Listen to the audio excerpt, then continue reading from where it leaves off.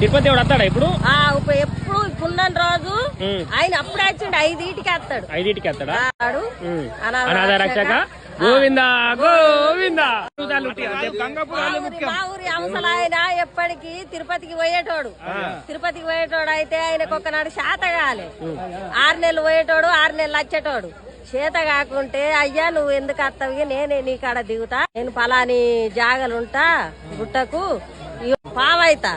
పామైతే నన్ను చంపి 3 తుడకలు తీసి మన కుండలో పెట్టి కుండకు మూత కట్టి ఉంచు, తెల్లారే వరకు నేను గడ్డపర్రా పారైతా.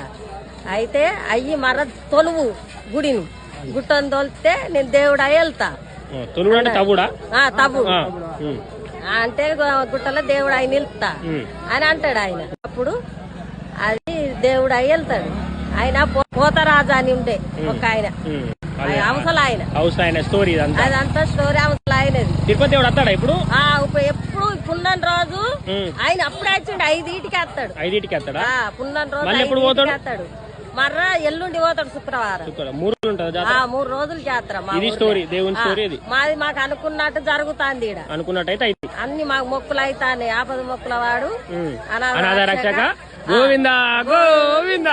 రైట్ అమ్మా, థ్యాంక్ యూ.